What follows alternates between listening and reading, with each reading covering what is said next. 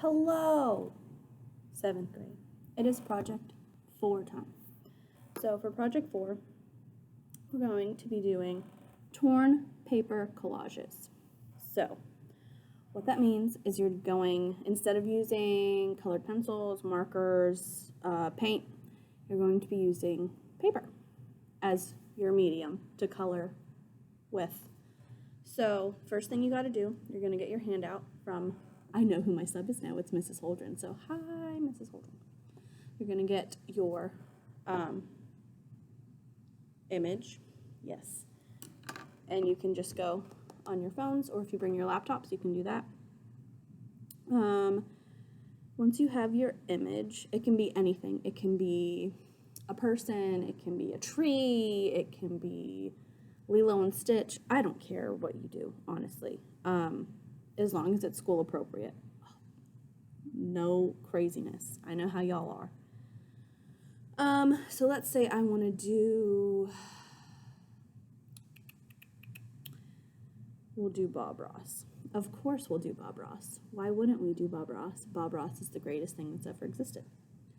So if I want to do an image of Bob Ross, find your image, and then you are going to send that to Mrs. Holdren for her to print. Now, the paper you're going to be using is pretty big. So that's just your base paper. You're going to be gluing paper on top of it. But if I have this image, what will happen is bring up a Word document. We'll make it, it'll be like 2 pieces of paper. So this size paper, we'll have half on here, half the image on here, half the image on here. Okay? So it'll be pretty close to the same size as this paper. And you can trace it with the light table if you want. I think we used the light table last year, so you should know how to do that. But if not, you also know how to do like the charcoal resist if you want to trace. If you don't want to trace, even better, because you're going to be saving yourself a lot of time. So since the printers aren't working because it's the summertime and I wasn't able to print off my picture of Bob Ross, it's fine. I'm just going to be looking off of my phone. I don't want you to do this. I want you guys to have a physical copy of your picture, because this is small, first of all, and the color on here isn't going to be the same as when you print it out, okay? And you need to make it as accurate as you can. So the first thing you're going to do, once you have your picture, like a physical copy that Mrs. Holdren is going to print out for you, and your actual paper, is you're going to start sketching out. And if you mess anything up, it's not a big deal because you're going to put paper over it anyway. So don't freak out. Like if you erase and there's still a line there, it's okay. So let me pivot you down. So here's my paper. Here's my picture. I'm going to actually put it over here so it's out of my way. So I'm starting with his little face. So I'm just going to make an oval for his face. He's got neck here. He's got his collar.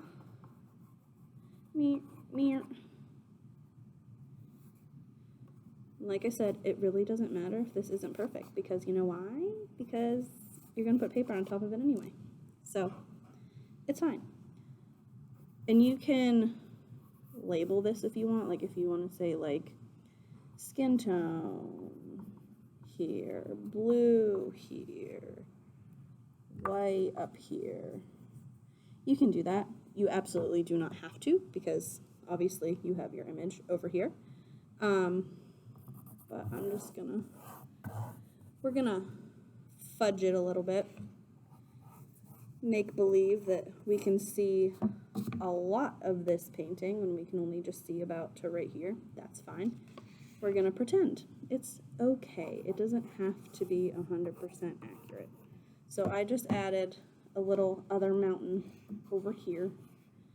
And then it's got all these trees And these don't have to be 100% because obviously this is going to take you a hot second. Okie dokie, okie dokie, okie dokie. And I'm going to focus on his face. I've been avoiding it. So I'm going to get that afro that starts about here. He's got big hair, y'all. We know this. We know this. He's got big hair. Okay, so white here, brown. And then his hair comes like right here. We've got some happy little eyes. This does not have to be 100% accurate. I know I've said that a million times, but you guys are perfectionists, and I know how you are. So we're just gonna got him's brows. Got a little nosy.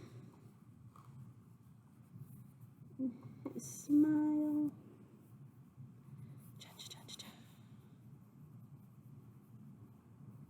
Teeth that I'm just faking because, you know, reasons. And he's got all his facial hair.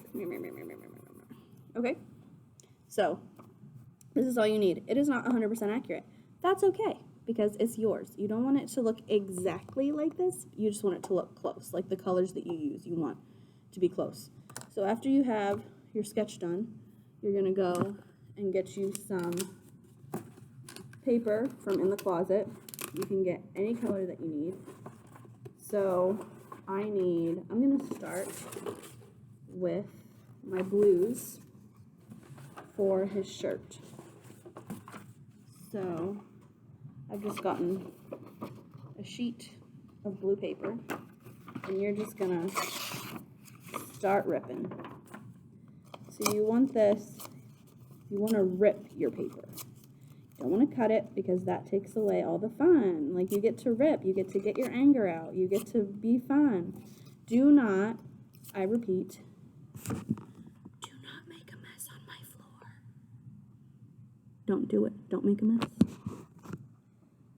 But you're going to start laying this down. Give me 1 second. I got to get a glue stick.